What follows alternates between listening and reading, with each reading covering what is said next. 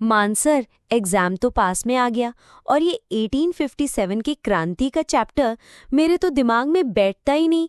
सब कंफ्यूजन ही कंफ्यूजन है। क्या करूं, कैसे याद करूं मैं इसे? डर लग रहा है कहीं दो प्रश्न गलत ना हो जाएं। चिंता मत करो कनिष्क, आज मैं तुम्हें एक ऐसी कहानी सुनाऊंगा जो तुम्हारे दिल को हिला देगी।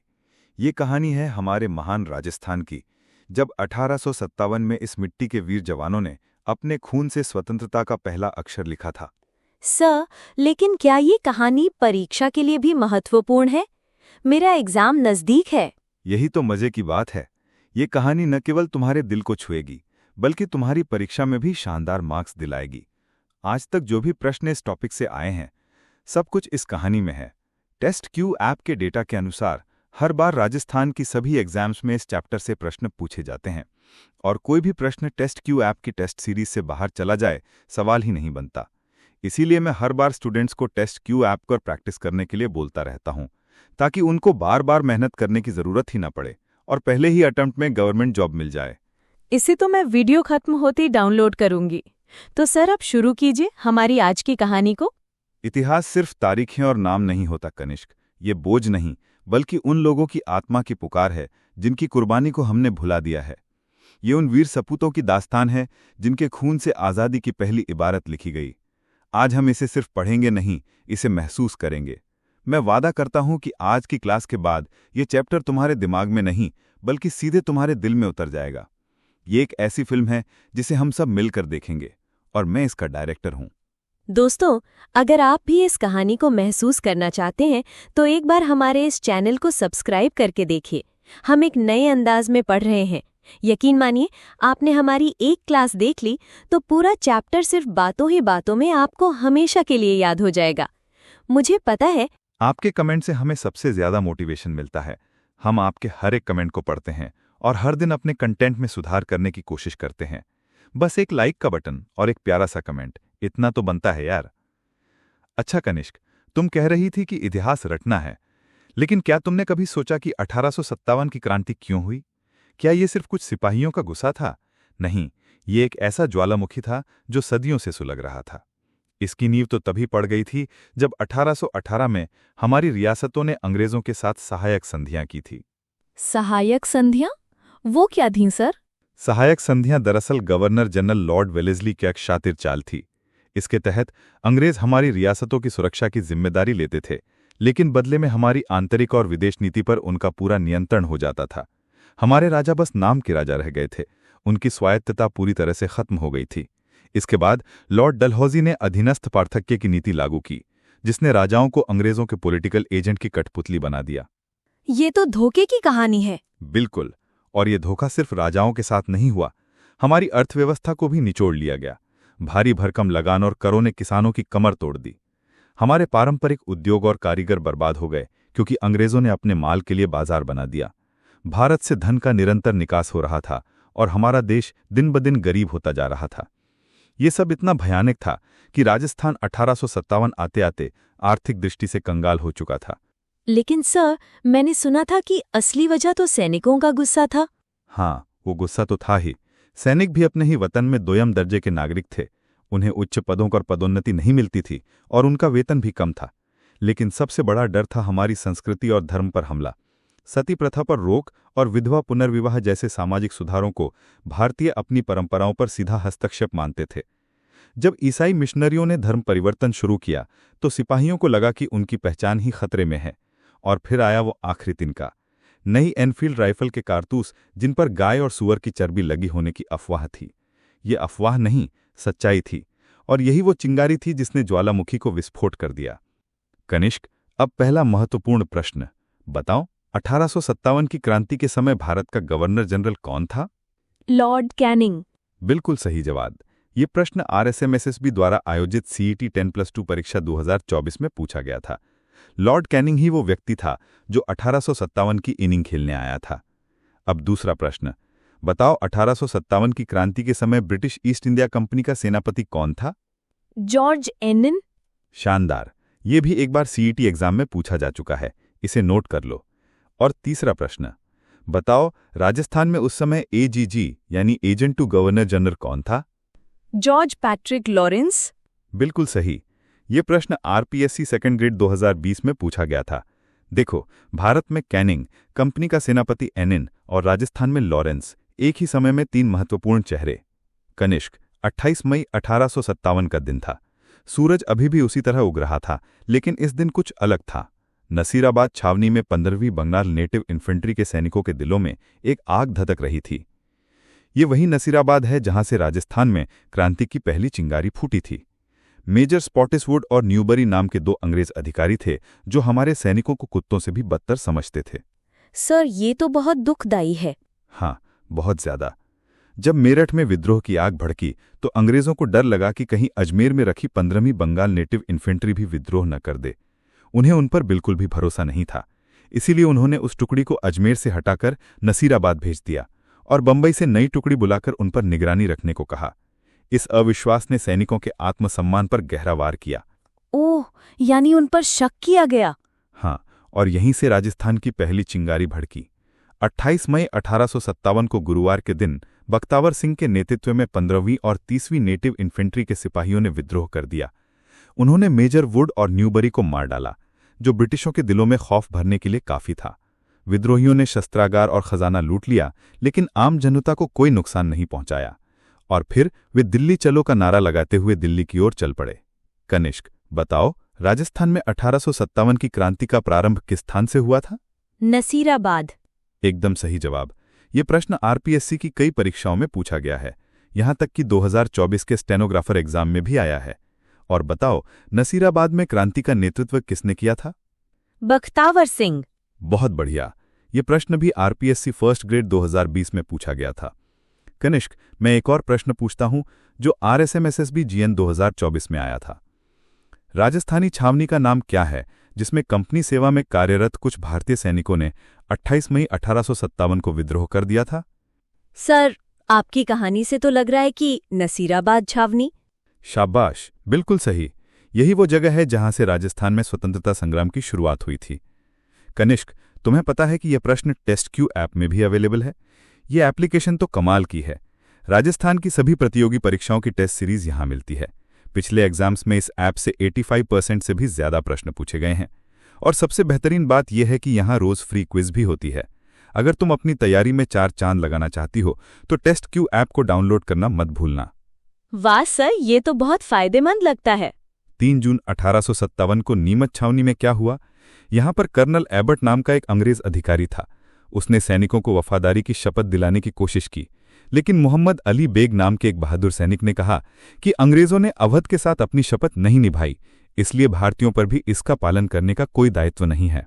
क्या शानदार जवाब था। नसीराबाद के बाद आग नीमच तक पहुंची। यहां पर मोहम्मद अली बेग और हीरालाल के नेतृत्व में सिपाहियों ने विद्रोह किया। उन्होंने 40 अंग्रेज अधिकारियों को बंदी बना लिया और सलुम्बर के जगीरदार और मेवाड़ के सामंत केसरी सिंह नाम के एक बहादुर किसान के घर छुपा दिया। फिर उन्हें क्या हुआ सर? क्या किसी ने उन्हें बचाया? यहीं पर कहानी में एक दर्दनाक मोड़ आता है। मेवाड़ के पॉलिटिकल एजेंट मेजर शावर्स के कहने पर मेवाड़ के महाराणा स्वरूप सिंह ने उन अंग्रेजों को बचाया और उन्हें पिछौला झील के जग मंदिरों में शरण दी। महाराणा स्वरूप सिंह राजस्थान के पहले राजा थे जिन्होंने खुलकर अंग्रेजों का साथ दिया। क्या हमारे ही राजाओं ने अंग्रेजों की मदद की? क्या उन्हें अपने लोगों पर भरोसा नहीं था? ये तो विश्वासघात है। यही है इस कहानी का सबसे दुखद सच कनिष्ठ। ये संघर्ष सिर्फ भारतीय बनाम अंग्रेज नहीं था, बल्कि ये भारतीय बनाम भारतीय भी था। कई राजाओं ने अपने लोगों को धोखा देकर अंग्रेजों का साथ दिया। अब बताओ, 1857 की क्रांति के दौरान किस रियासत के महाराणा ने अंग्रेजों को अपने यहां जगमंदिर में शरण दी थी? मेवाड़। एकदम सही जवाब। ये प्रश्न आरपीएससी द्वारा आयोजित असिस्टेंट प्रोफेसर परीक्षा 2024 में पूछा गया था। और बताओ, उस समय मेवाड़ का पॉलिटिकल एजेंट कौन था? Major Showers. बिल्कुल सही। ये प्रश्न भी आरपीएससी की फर्स्ट ग्रेड 2020 में आया था। लेकिन हर जगह विश्वासघात की कहानी नहीं थी। एरिनपुरा छावनी में जोधपुर लीजन के सिपाही अपने ही राजा महाराजा तख्त सिंह से परेशान थे, क्योंकि वो अंग्रेजों के वफादार थे। उसने 21 अगस्त 1857 को विद्रोह कर दिया और चलो दिल्ली मारो फिरंगी का नारा बुलंद किया। क्या किसी ने उनका साथ दिया? हाँ, यहीं पर कहानी में एक शेर की एंट्री होती है, आउवा के ठाकुर कुशाल सिंह चंपावत की। उन्होंने इन विद्रोहियों का नेतृत्व संभाला। कुशाल सिंह ने अंग्रेजों और जोधपुर की संयुक्त सेना को 2 बार हराया। पहले बिथोड़ा के युद्ध में, जो 8 सितंबर 1857 को हुआ, और फिर चेलावास के युद्ध में जो 18 सितंबर 1857 को हुआ। क्या ये वही युद्ध है जिसे गोरों और कालों का युद्ध कहते हैं? हाँ, बिल्कुल सही। ये युद्ध गोरों और कालों का युद्ध यानी battle of blacks and whites के नाम से मशहूर हुआ। इस युद्ध में कुशाल सिंह ने खुद जॉर्ज लॉरेंस को हराया, लेकिन सबसे बड़ा बदला तब लिया गया जब उन्होंने जोधपुर के पॉलिटिकल एजेंट कैप्टन मॉकमेसन का सर काटकर आउवा के किले पर लटका दिया। ये केवल एक जीत नहीं थी, ये ब्रिटिश राज की सत्ता पर एक जोरदार थप्पड़ था। ये तो बहुत दर्दनाक है। और इससे भी दर्दनाक कहानी है सुगाली माता की। ठाकुर कुशाल सिंह की इष्ट देवी सुगाली माता 1857 की क्रांति की देवी बन गई। जब अंग्रेजों ने देखा कि वे विद्रोहियों को नहीं हरा पा रहे हैं, तो ब्रिगेडियर होम्स ने आउवा पर हमला किया। उसने न केवल किले पर कब्जा किया, बल्कि विद्रोहियों की आस्था को तोड़ने के लिए सुगाली माता की मूर्ति को अजमेर ले गया। ये सुन अब कनिष्क, मुझे पता है तुम भावुक हो गई हो, लेकिन हमें उनकी शहादत को परीक्षा में पास होकर ही सम्मान देना है।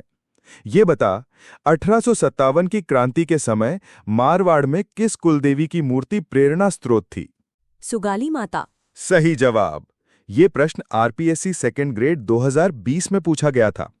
अब दूसरा प्रश्न, 1857 की क्रांति के समय आहुआ के ठाकुर कौन थे?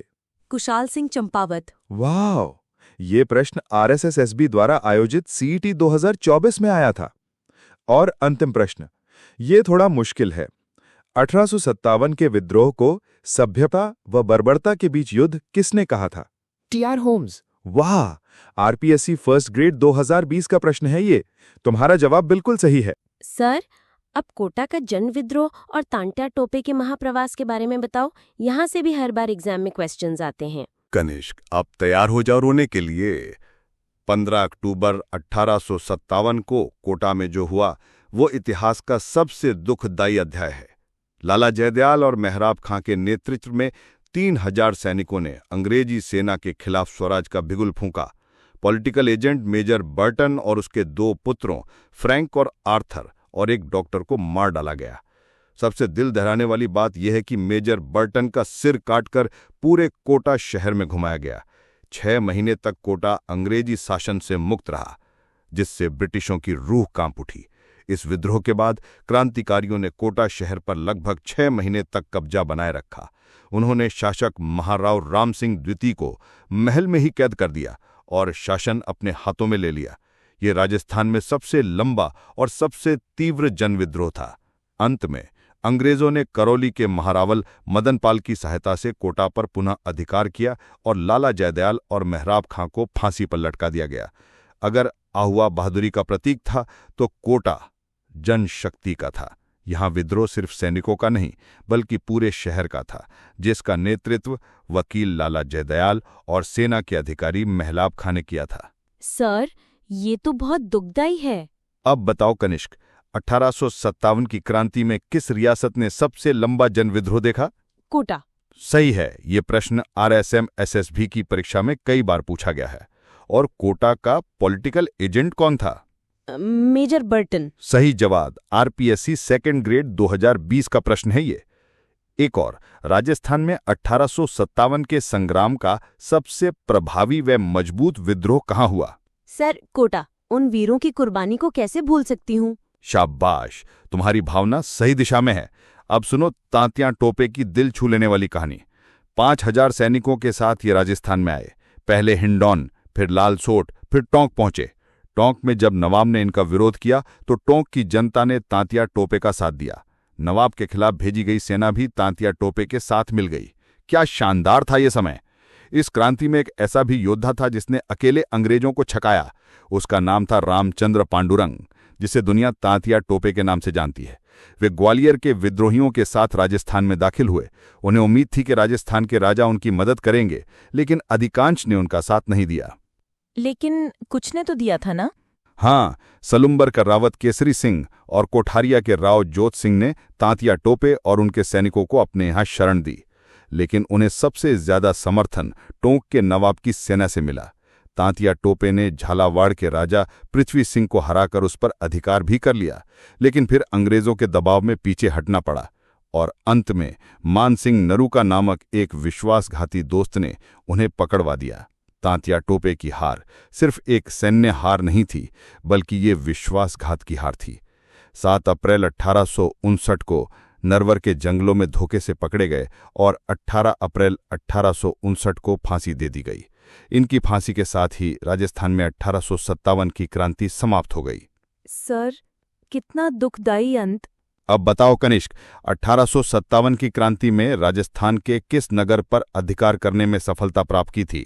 झालावाड़। सही है। ये प्रश्न RSM SSB की परीक्षा में 2024 में पूछा गया था। और उन्हें किस नवाब की सेना का समर्थन मिला था? टूंक के नवाब की। सही जवाब। ये प्रश्न RPSC की फर्स्ट ग्रेड 2020 में पूछा गया था। कहानी सिर्फ बड़े केंद्रों की नहीं थी, छोटे छोटे गांवों में भी चिंगारियां भड़की। टोंक में नवाब वजीरुद्दौला ने अंग्रेजों का साथ दिया, लेकिन उनके मामा मीर आलम खां ने विद्रोहियों का नेतृत्व किया। इस विद्रोह में महिलाओं ने भी भाग लिया था।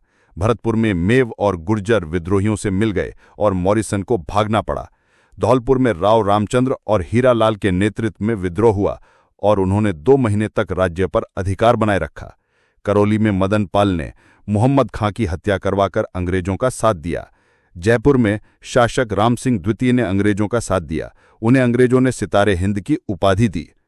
अब बताओ कनिष्क, भरतपुर का पॉलिटिकल एजेंट कौन था? Major Morrison. ये प्रश्न RPSC CET और RSM SSB की कई परीक्षाओं में आया है। और किस रियासत में विद्रोहियों ने 2 महीने तक राज्य पर अधिकार बनाए रखा था? धौलपुर। सही जवाब। ये प्रश्न RPSC असिस्टेंट प्रोफेसर 2020 में आया था।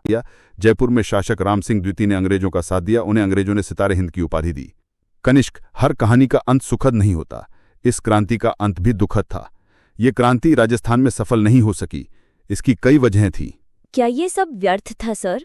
नहीं, लेकिन ये जानना जरूरी है कि हम कहाँ असफल हुए। सबसे बड़ी वजह थी राजाओं का विश्वासघात। अधिकांश देशी शासक अंग्रेजों के वफादार रहे। बीकानेर के महाराजा सरदार सिंह तो अपनी सेना लेकर अंग्रेजों की मदद करने राज्य से बाहर भी गए थे। दूसरी वजह थी नेतृत्व और एकता का अभाव। क्रांति का कोई एक निश्चित नेता नहीं था और अलग अलग जगहों पर अलग अलग नेता थे जिनमें आपसी समन्वय नहीं था। इसके अलावा राजस्थान की 6 सैनिक छावनियों में से 2 सैनिक छावनियों ब्यावर और खैरवाड़ा में क्रांति नहीं हुई। हमारे पास पर्याप्त हथियार और कुशल सैनिक नहीं थे, जबकि अंग्रेज बहुत संगठित और कुशल थे। अब ये बता कनिष्क, 1857 की क्रांति में राजस्थान में कुल कितनी सैनिक छावनियां थीं और किन 2 छावनियों में क्रांति नहीं हुई? 6 छावनियां, और ब्यावर और खैरवाड़ा में क्रांति नहीं हुई। ये प्रश्न RPSC सेकंड ग्रेड 2024 में आया था। बिल्कुल सही जवाब। और 1857 की क्रांति के बाद किस अधिनियम के तहत ईस्ट इंडिया कंपनी का शासन समाप्त हो गया था? भारत सरकार अधिनियम 1858। बिल्कुल सही।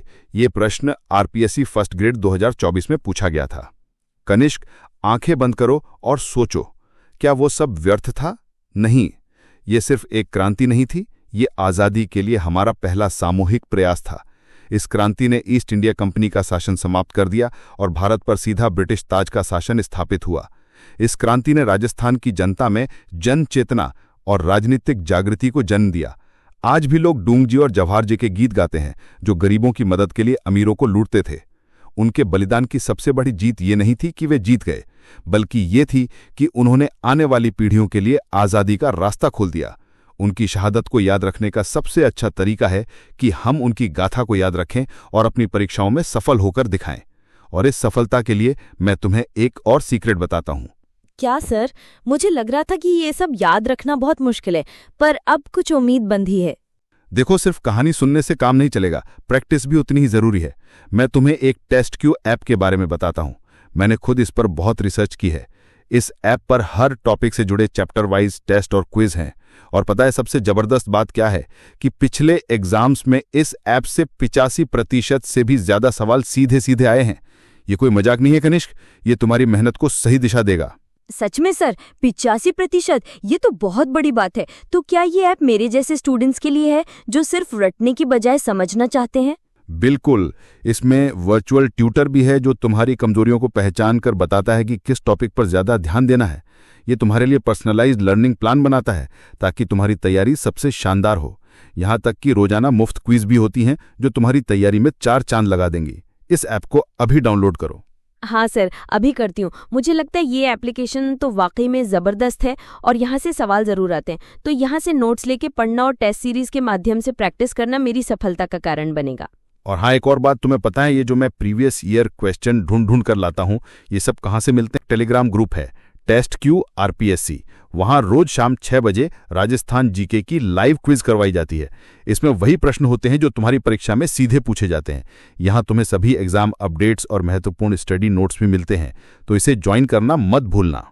हाँ सर, ये तो बहुत ही शानदार है। प्रैक्टिस के लिए लाइव क्विज, नोट्स और अपडेट्स सब एक ही जगह। मैं अभी ज्वाइन करती हूँ। मुझे यकीन है ये ग्रुप मेरी तैयारी को नेक्स्ट लेवल पे ले जाएगा। ऐप और टेस्ट क्यू आरपीएससी टेलीग्राम ग्रुप से नोट्स लेना और यहाँ की टेस्ट सीरीज के माध्यम से अभ्यास करना आपकी सफलता का कारण बनेगा।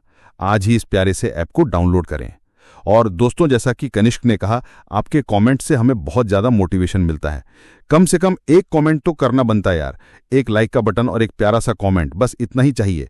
शेयर करो तो आपकी मर्जी है, बस अब अपनी पढ़ाई में लग जाओ। ये कहानी तुम्हारे दिल में हमेशा जिंदा रहेगी। All the best. जय हिंद।